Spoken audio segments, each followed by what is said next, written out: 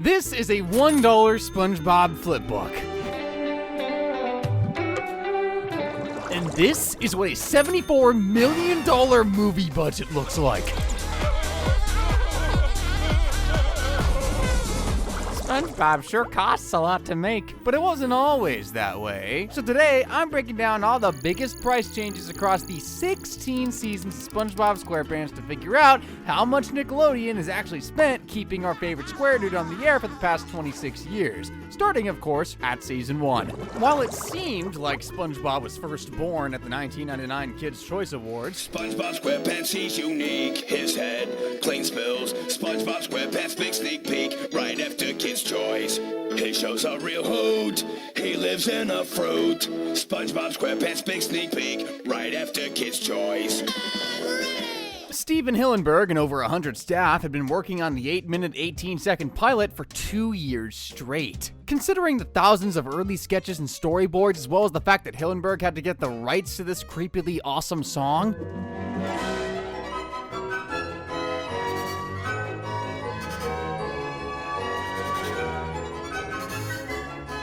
Help Wanted likely had a budget of around 150 grand. That's nothing shocking though, budgets for pilots are always small. SpongeBob's yellowy charm and offbeat humor saw him become an instant hit, with viewers immediately surpassing Pokemon as the favorite Saturday morning show. The rest of season 1 was then created and released between 1999 and 2001, including an absolute classic that needs no introduction.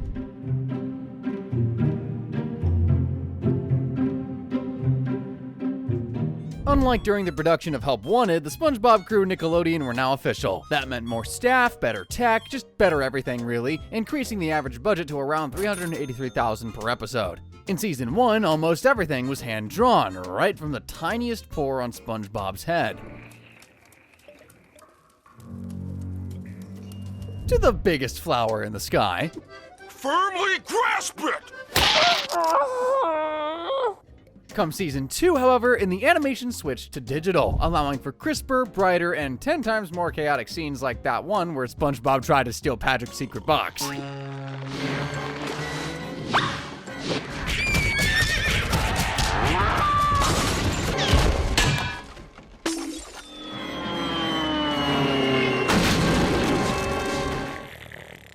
Patrick sure is a heavy sleeper. Who's there? Wasn't it just a piece of string after all that? Wait, no, it was an embarrassing snapshot of SpongeBob from the Christmas party. 25 years later, and I'm still angry they never let us see it. Maybe it was too risque for kids' television? I don't know. Either way, I'm digging this animation style. And I'm so glad they made the switch because no amount of hand-drawn animation could have done this iconic episode justice. Let's talk about it. So Squidward just wanted a little me time with his Clary, but there was a disturbance, shall we say. We're with the pet hospital down the street, and I understand you have a dying animal on the... Hello. Start after the... Sounds as though you've got a dying animal to attend to, chum. Squilliam mocks Squidward for being a cashier and gives him a backhanded offer to play at the Bubble Bowl next week. Determined to prove his rival wrong, Squidward accepts the offer and drums up a marching band pretty fast. Good news is some of the members already know a thing or two about instruments. How many of you have played musical instruments before? Is mayonnaise an instrument? No, Patrick. Horseradish is not an instrument either. Yeah, Squid's band members are highly inexperienced and forget the people trying to play with big meaty claws. Everyone sounds so frackin' terrible. Squidward almost dies, his flag twirlers actually die, every window in the studio gets obliterated, and people just won't stop fighting.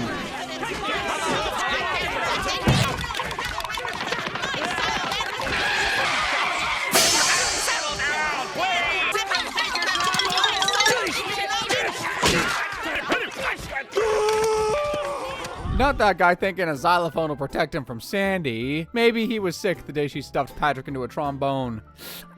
Even in a cartoon that shouldn't have been possible. Squidward throws in the towel and walks away saying he'll just tell Squilliam they all died. But SpongeBob takes over the class, and by tomorrow evening, he's turned every single fish into Grammy award-winning performers.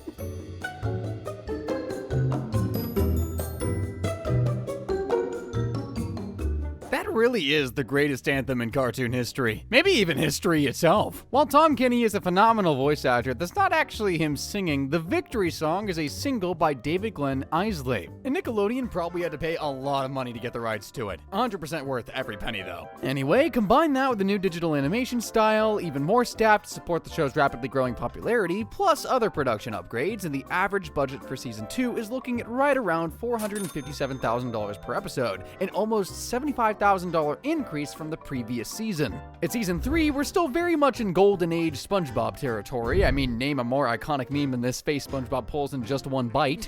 And why are you acting so nervous? And why do you look so hungry? And... This is a big misunderstanding. You've got to believe me. You better listen to me, SpongeBob. You like Krabby Patties, don't you, Squidward? Yes! I love Krabby Patties! As you can see, the animation style of Season 3 is very similar to Season 2, it just has a slightly richer color palette, which is perfect, really. Remember the Lost episode where SpongeBob tries to fly? It wouldn't have been nearly as magical with Season 2 animation. In The Sponge Who Could Fly, Patchy the Pirate has finally tracked down the Lost episode of SpongeBob, but it's not exactly the kind of entertainment he expected from his beloved show.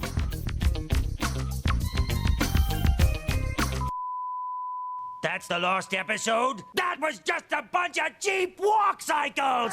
SpongeBob betrayed us! SpongeBob would never betray us, guys! The real Lost episode starts to play, and he's out jellyfishing, wishing he could fly with the beautiful, majestic jellies. Determined to make his dream a reality, SpongeBob invents the first underwater flying machine. The propeller's a bit botched, though, so he moves on to plan B. I guess he also did a couple of squats beforehand. I can feel it. I'm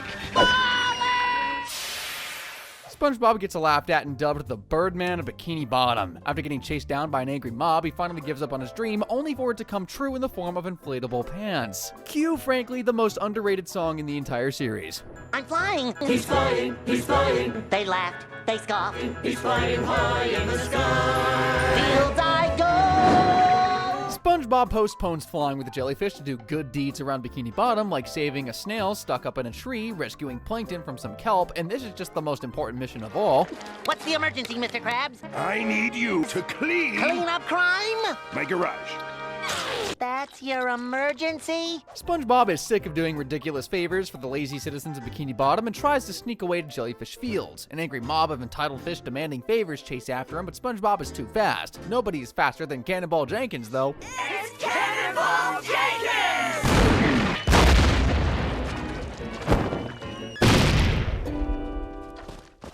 What have we done? Believing SpongeBob is dead, the mob mourn his inflatable pants and abandon his lifeless body to go give an inanimate piece of fabric a proper burial. Only explosive cherry pies can kill this sponge, though, so SpongeBob comes around, and in the end, his dream of flying with the jellyfish did actually come true. My jellyfish friends are helping me fly. You don't need a plane to fly. Kites are made for windy days. You may as well ski. All you need is friendship. Although Season 3 began airing in 2001, The Sponge Who Could Fly didn't premiere until late 2003. That's because production was paused while Steven Hillenburg and crew worked on the 2004 movie. I said, now that you're men, can you make it to Shell City? Heck yeah! Are men afraid of anything? Heck no! And why? Because we're invincible! I never said that!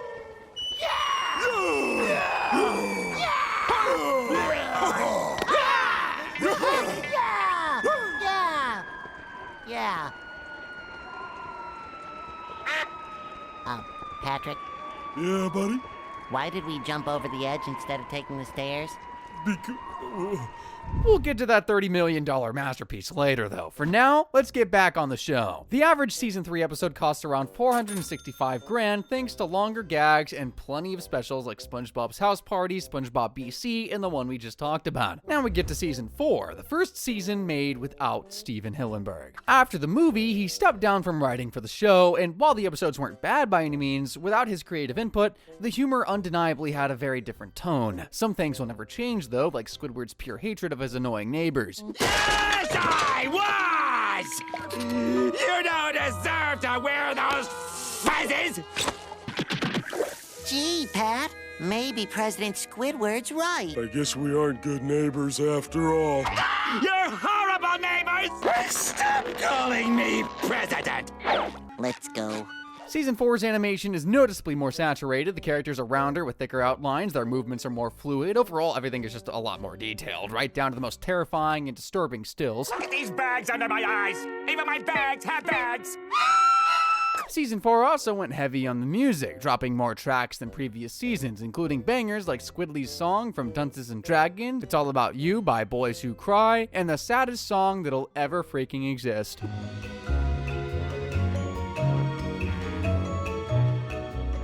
Have You Seen This Snail is a super memorable episode from Season 4, but I got so traumatized as a kid, I promised myself I'd never watch it again. So let's take a look back at another equally iconic episode, Fear of a Krabby Patty. Plankton is up to his old tricks again, this time by making the Krusty Krab stay open 24 hours. The chum bucket open 23 hours? Thinks he can stay open longer than me. Krusty Krab is open 24 hours! We get to keep working and working without ever having to go home. Krabs cruelly works his employees for days on end without allowing a single break. By day 10, Squiddy is literally dying, but Spongebob won't crack, so Plankton places an order of 10,000 Krabby Patties. That drives him insane from exhaustion, and by day 43 of non-stop service, the Krabby Patty orders look like this. And Spongebob looks like this. What are you doing in here, boy? When did you get in here? I'm worried that... Got it? Could you run that by me again? The constant work has made SpongeBob develop a full-blown phobia of Krabby Patties, so he sent across the street to Dr. Peter Langton's psychiatrist office, now specializing in Krabby Patty phobias. Plankton's evil, college-educated plan is to extract the secret formula from SpongeBob's psyche using therapy, but like always, he just ends up getting crushed. Dr. Langton moves on to Plan B, hypnotizing SpongeBob into telling him the secret formula. But sending this severe insomniac off into a deep, deep sleep of course cures all of his problems. Well, at least the phobia one, anyway. I'm so glad we're friends again. I'll always be with you. Here. In my heart. Actually, in your arteries. It worked! But what about the formula? I better get back to work. No, it's a lie! You're still sick! Very sick! Sure, that was a great start to Season 4, but you can tell it had no creative input from Hillenburg. Lots of fans missed his unique style of humor, and this is proven by the popcorn meter on Rotten Tomatoes, which slipped from 98% to 86%. I mean, it's hardly a disaster. If anything, it proves the older seasons are near perfect, and Season 4 is just really good, right? Anyway, the budget for the season has jumped to approximately $532,000 per episode, a $67,000 increase from Season 3. By Season 6, SpongeBob is more popular than ever, and animation-wise, not much has really changed. Everything just a little more fresher and snappier, I guess. Hi, I'm here for the slumber party. My name is Girly Teen Girl. I just moved here from far awayville. I know it's you, SpongeBob. You were sent to spy on me by my dad. I am so moving back to farawayville. Who the heck is that? Now to put on that disguise I told you about. Justice for Girly Teen Girl, man. But like, why was she trying to get into a sleepover she wasn't even invited to? Either way, she deserved better. And so does Season 6 Squidward. Poor guy is stuck living next door to a sponge who's now 50 times more weird and annoying than he already was. Like, seriously, man. I don't even want to think about what Season 1 Squidward would have done if he had to live next to Season 6 SpongeBob.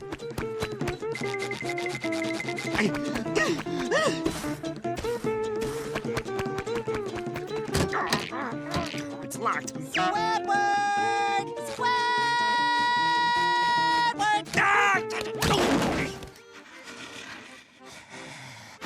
All right, I'll tell you. I was trying to get away from him.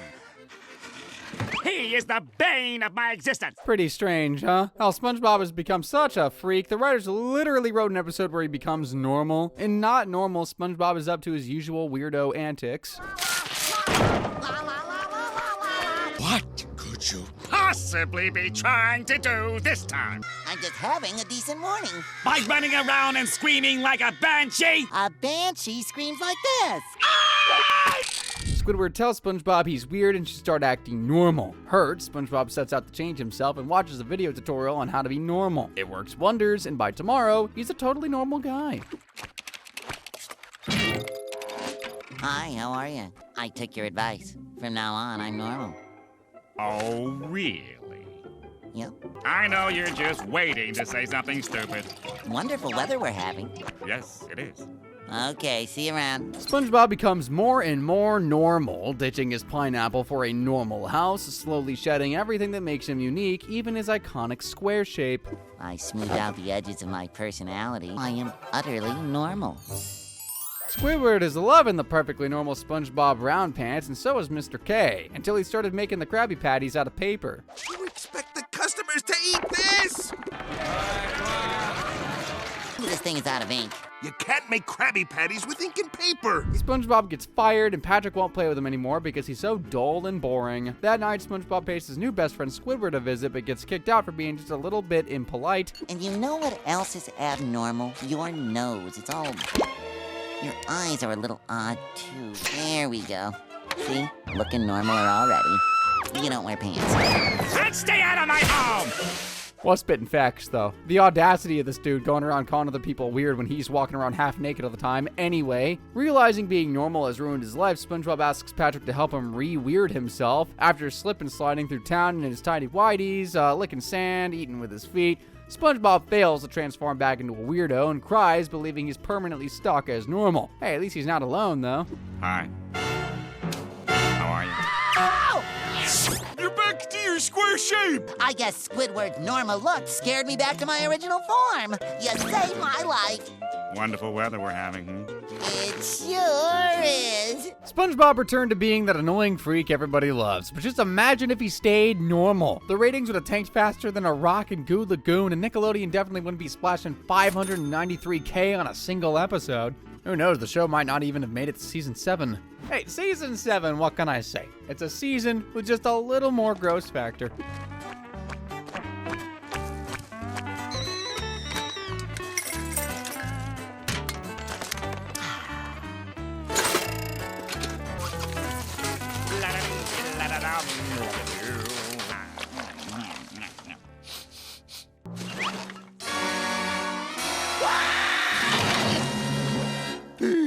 My house! SpongeBob might have reached peak disgustingness now, but it seems to have lost the special charm that made the older seasons so incredible as well. And I guess one of the very last episodes you can truly call iconic SpongeBob, Buried in Time. Mr. Krabs turns the empty tartar sauce vault into a time capsule, and Bikini Bottomites line up to contribute precious items for future generations. I guess it's the thought that counts, right? I brought my favorite rock to donate to the time thinger. Are you sure you can part with it, Patrick? You gotta make sacrifices. After you, then. Squidward won't let Patrick donate his rock, and a fight breaks out, sending all three of them into the time capsule for the next 50 years.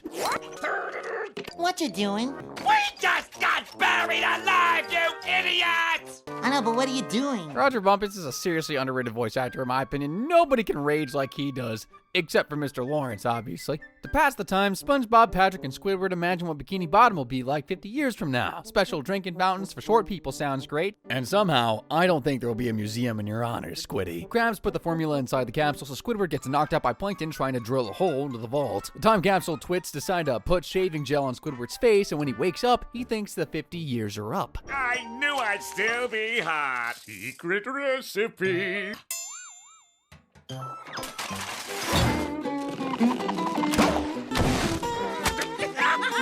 Where's my museum? I'm waiting another 50 years. Plankton has successfully stolen the formula, but thanks to Squidward stepping on him, he has to battle the most severe case of constipation known to man before discovering the secret ingredient. Don't hurt yourself. Just bring me more prunes. Spoiler alert, he never got the recipe. All that pushing cannot have been healthy, though. And do you know what's ironic? Around the time of this episode, a study was put out suggesting SpongeBob itself was unhealthy for kids. Yep, a link between the fast-paced animation style of the show and ADHD was shown in children under 4. Experts encouraged parents to make their preschoolers watch a slower-paced show like Caillou instead. And despite me being a Caillou kid, I hate to admit, ain't no kid preferring this. The key to dancing is to listen to the rhythm of the music. over this. Oh, I love this song. Here I go. That is the stupidest dance move I've ever seen. Who put you on the planet? I mean, forget Squidward. Even Fred the Fish could beat him in a dance battle, and that guy's leg is always broken. Anyway, the study certainly didn't harm the popularity of the show. Ratings kept climbing, and merch was selling, generating a whopping $8 billion in merchandising revenue for Nickelodeon. Wow. Overall, longer production timelines and the pressure to sustain the franchise in the golden era of SpongeBob merch saw the season 7 budget increase from $593K per episode to $644K. As of season 8, SpongeBob has been drifting further and further away from the classic animation style of the early seasons. This season, there's even a frackin' stop-motion special. It's Christmas time in Bikini Bottom, and Plankton always wants Santa to bring him the formula for Christmas. If you couldn't already guess, he's on the naughty list, but thanks to a little something called Jerktonium, this year he's gonna finally sneak his way onto Santa's nice list. Jerked. I'll give everyone a present of the most innocent of all holiday goodies. Once ingested, no one can help becoming the biggest, creepiest, meanest, and then I'll finally get what I really want for Christmas. Jerktonium! Plankton makes SpongeBob feed the poisoned fruitcake to everybody in town, and they transform into massive jerks. SpongeBob's innocent love of the holiday shields him from the effects of the Jerktonium, so Plankton creates an evil SpongeBob robot to tarnish his good name and get him on the naughty list too. I am ready to destroy Christmas.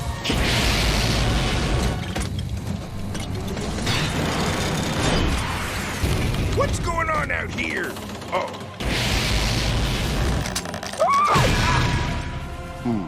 Oh, SpongeBob, you've been a bad, bad toy. Plankton's evil plan is coming along perfectly. With everyone acting so jerky, he ends up on the nice list by comparison. SpongeBob sings the song Don't Be a Jerk, It's Christmas as a musical antidote, reversing the effects of the Jerktonium and restoring everybody's holiday spirit. Joy to the world, it's the thing to do. Don't be a jerk. Don't you wreck the house when you deck the halls. It's Christmas! Everyone's been de-jerkified, but it's too late to get off the naughty list. Santa has arrived with coal for everyone and a shiny formula for Plankton. However, his plan gets foiled, quite ironically, by his very own fruitcake. You do realize this counts as naughty. Put that jolly elf down, you big tin imposter! Hot from the oven! Hop on! Thanks again for saving my keister. Oh, it was nothing. Unlike the owner of that wind-up monstrosity, Chum Bucket. Uh-oh. Hand it over, Sheldon. Don't make it any worse. Fun fact about that episode, it took almost a year to produce, and the iconic song was actually written by Tom Kenny himself way back in 2008. Here he is singing it on a cruise. Bring joy to the world, it's the thing to do. But the world does not revolve around you. Don't be a jerk. It's Christmas. The Nickelodeon-themed cruise sounds awesome, by the way, but expensive. Not as expensive as stop-motion animation is, though. It's one of the priciest, most time-consuming forms of animation out there, so my guess is that one Christmas special cost well over $1 million. This would already bump up the average cost of a Season 8 episode. And I haven't even mentioned SpongeBob's Runaway Road Trip. This was a 5-day miniseries on Nick featuring 5 vacation-themed episodes, all from Season 8. As you can imagine, with any story that happens outside Bikini Bottom, brand new backgrounds and brand new characters need animating, like this shot from the cruise episode. Boy, I'm so sweaty.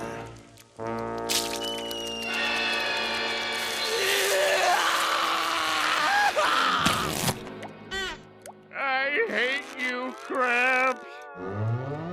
So between It's a SpongeBob Christmas and SpongeBob's Runaway Road Trip, the average cost per episode comes out to about $660,000 in Season 8. And as much as people hate on the later seasons of SpongeBob, they really aren't that bad. Season 8 was nominated for 4 Daytime Emmy Awards, and in 2012, the show officially dethroned Rugrats as Nick's longest-running show. Season 9 also premiered in 2012, but its finale? Oh, that fell just a little behind schedule to 2017. Production was, of course, halted to work on Sponge Out of Water, but they finished with that by November 2014. Were the writers just getting lazy as Patrick? What was going on? Well, the show had to officially transition to HD format, producing and airing all episodes in widescreen. That meant more staff, more equipment, just more money to spend in general. Maybe that's why the animation of the show changed so drastically. I mean, just look at the very first episode of season 9.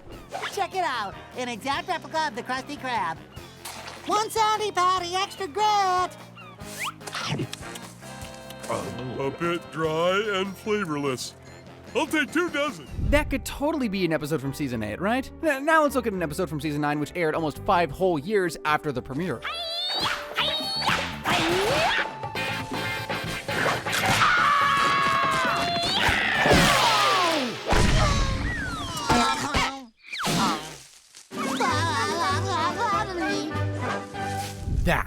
That right there is what people call new SpongeBob. Obviously, the animation has always been overly exaggerated and expressive, but modern SpongeBob has really taken it to the absolute of extremes. Just compare that karate fight from season 9 with this battle from season 1, and you'll see it's so much less upbeat. It almost feels like we're watching a fight between 2 old folks at the Shady Shoals rest home.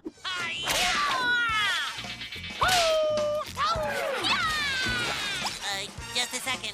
A lot of fans hate the new animation style. I've gotten used to it.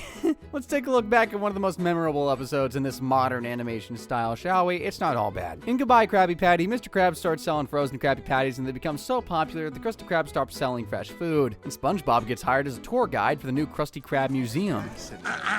Hello, and welcome to the Krusty Krab Museum, now available in the frozen food section of your local supermarket.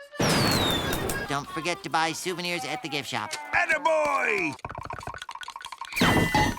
I mean, the exhibit is an accurate representation of how Squidward feels when he's at work. Despite frozen Krabby Patties tasting like actual garbage, Bikini Bottom can't resist the convenience and stupid pink face on the box. The patties do come with a pretty noticeable side effect, however. Would you buy it, though? Well, yeah, for the convenience. Though I have noticed a bit of a side effect.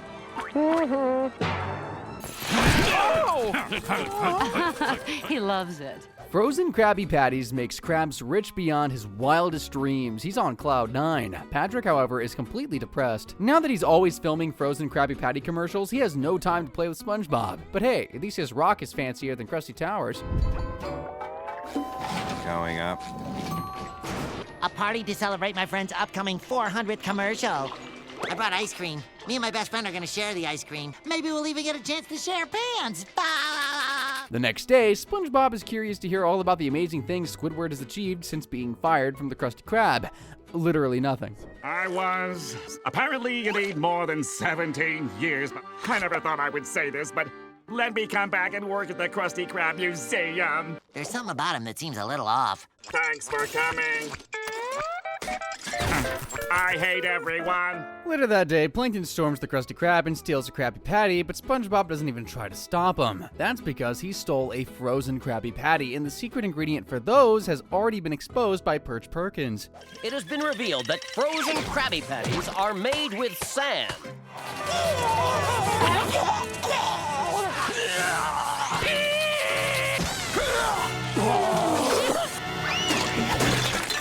Well, it's gone. Vomiting sand, rapidly deflating BBLs, extremely over-the-top animation. Yep, this is what new SpongeBob is all about, guys. Frozen Krabby Patties were discontinued, but Krabs still made a ton of money from them. Way more than the budget for Season 9, which is approximately $703,000 per episode, on average. That price reflects the new HD formatting, rising inflation costs, and the many, many celebrity guests that starred in this season for no reason. Betty White, Aubrey Plaza, and John Hamm, just to name a few. We've reached Season 12 now, guys, and the new SpongeBob just keeps on getting weirder and weirder. Ghost extracting machine! It looked like I just saw a ghost. And to think kids back in 1999 thought Plankton hijacking SpongeBob's brain was the weirdest the show was ever gonna get. That clip was pretty self-explanatory. In The Ghost of Plankton, Plankton has turned himself into a ghost to try and steal the Krabby Patty secret formula. Idiot just foils his own attempts at this point. You gotta give up the ghost. No! Stupid ghost! The Flying Dutchman appears and agrees to train Plankton in the art of being a ghost so he'll be able to pick up objects. They start with a little lesson in shape-shifting, then move on to lesson 2, scaring. Sheldon turns out to be a worse scarer than Mike Wazowski, so they move to lesson 3, haunting houses. Poor Squiddy, he'll never get the beauty sleep he desperately needs.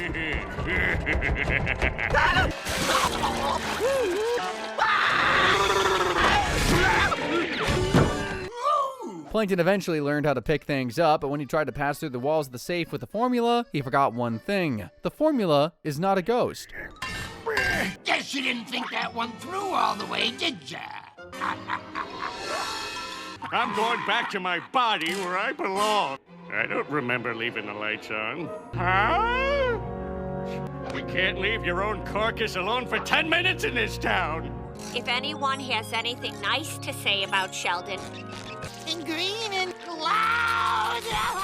Well, I'm very surprised that many people showed up to Plankton's funeral. And look a little to the left. Is that What's It to Ya? Or have I just stayed up way too late making this video? While Plankton is able to rest in peace, SpongeBob and Patrick will never get a chance to relax. Now that Paramount Plus is partnered with Nickelodeon, they have to star in 2 spin-off shows, The Patrick Star Show and Camp Corral. Or Coral. I never actually watched it. But I gotta give credit where it's due. SpongeBob and Squidward are looking even more adorbs than they did in their cuddly crab uniforms. Let us in, please! Oh, sweet Neptune! We're burning alive!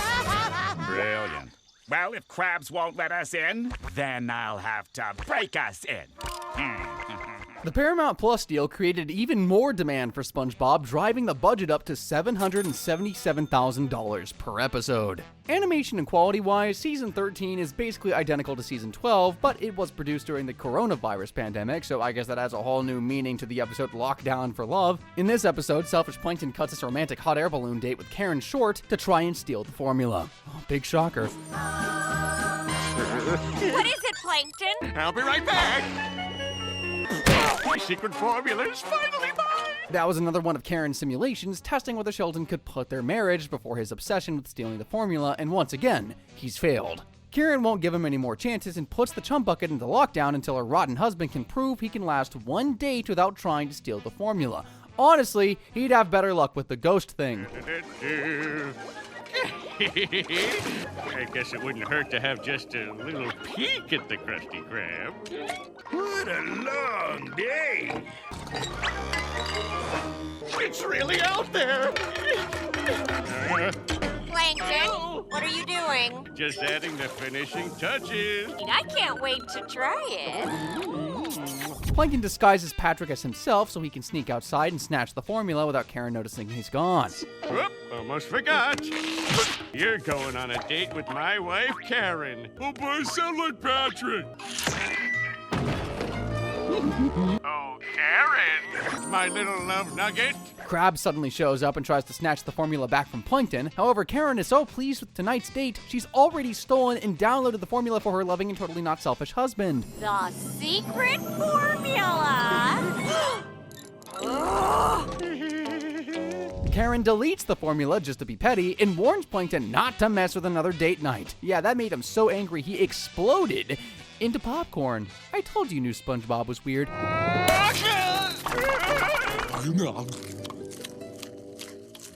Patrick is 1,000 times more adorable than Plankton. Karen, you need better taste. While Sheldon was only stuck in lockdown for 11 minutes, the real-life coronavirus lockdown obviously lasted way longer. This would have led to far longer production times, remote voice recording sessions, and plenty of new health and safety measures in Nickelodeon studios. The budget per episode was already insanely high, so my guess is the pandemic increased the budget per episode to $852,000 roughly. Now we get to season 16, and as much older fans will say new SpongeBob is trash, the show is still going strong in 2025. In its premiere episode, SpongeBob and Patrick's timeline twist-up is something even the older fans can enjoy, shockingly, as it revisits classic moments in SpongeBob history, like that time they got on the wrong bus after visiting Glove World. Rock bottom.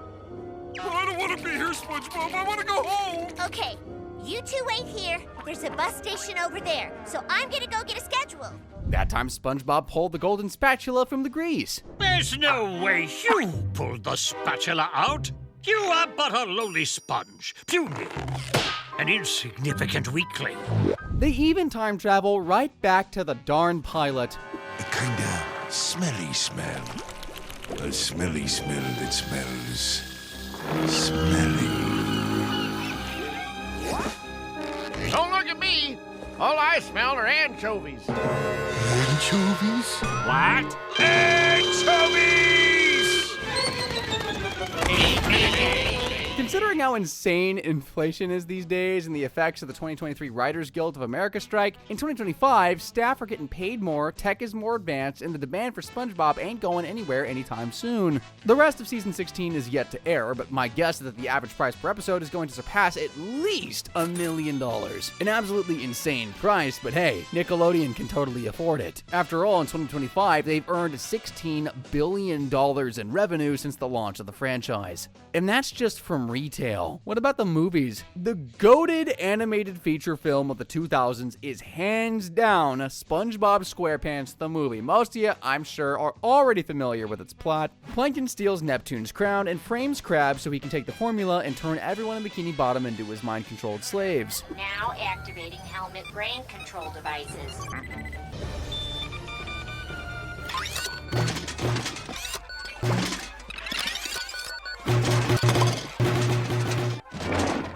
All hail Plankton. What's going on here? All hail Plankton. I'm getting out of here! SpongeBob ain't gonna let the same crab who sold his soul for 62 cents be executed without a fight, so he and Patrick embark on a dangerous quest to get Neptune's crown back from Shell City. What kind of old lady are you?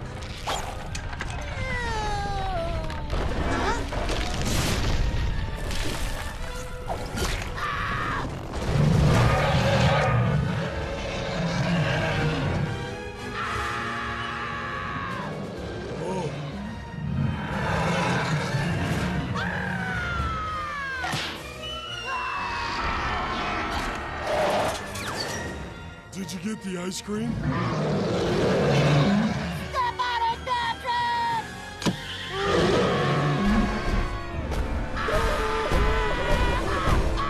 As you can see, the animation quality is far superior to season 2 and 3 of the show, which is great. Like, imagine the Goofy Goober rock song in the show's regular animation style. It just wouldn't have hit the same.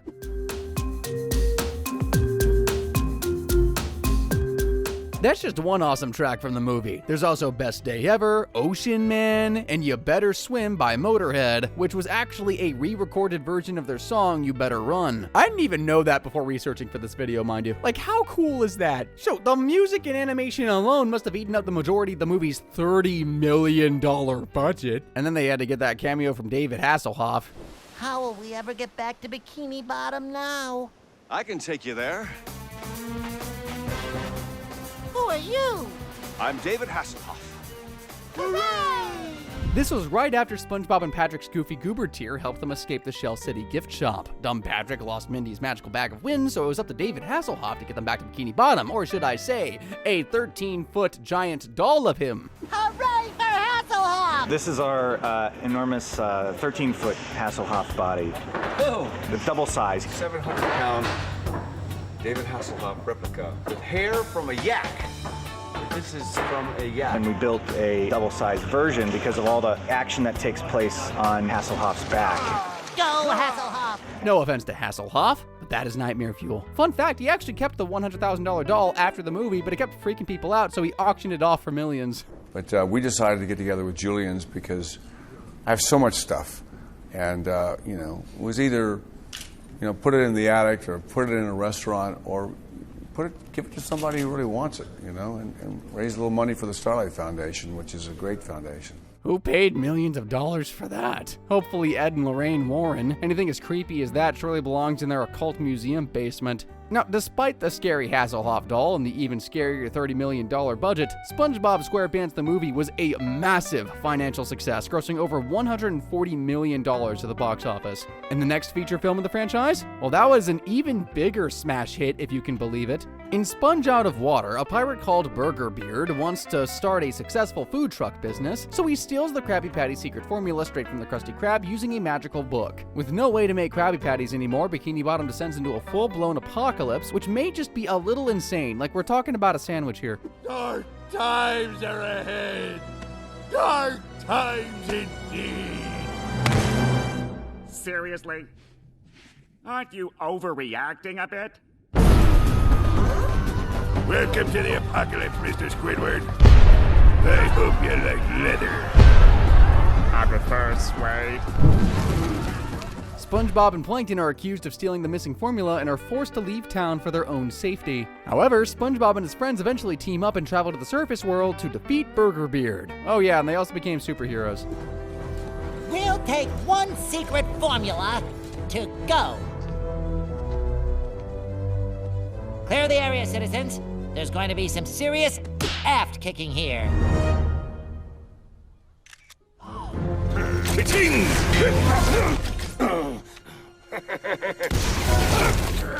Get ready for the Invincibubble!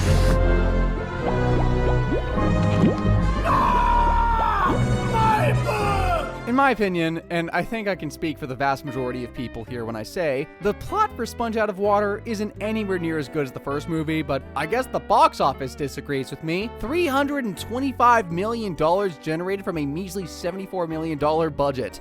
Golly goober, man. Now, the third feature film in the SpongeBob franchise is, of course, the 2020 movie Sponge on the Run. This one's a lot different as it's 3D animated, but what about its plot? Well, that's actually 10 times more traumatizing than the episode where Gary ran away. A snail? No, it's too perfect. Get rid of Gary, get rid of SpongeBob. Oh, yeah.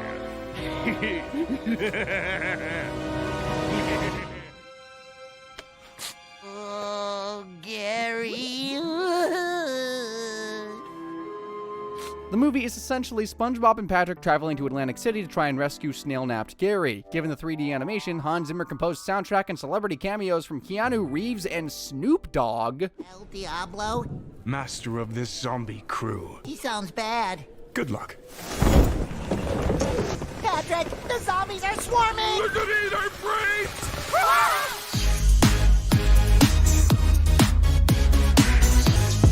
Boss dog, even when I'm on, I'm off, y'all. You better leave now where you lost, dog. No surprise, Sponge on the Run cost a whopping $60 million to produce. However, Sponge on the Run flopped harder than a Squidward clarinet recital, grossing just a little under $5 million at the box office. Good heavens, all that money and effort and to get a Krusty Krab paycheck back. It's a shame, really, especially since Sponge on the Run was dedicated to Stephen Hillenburg, who passed away from ALS in 2018.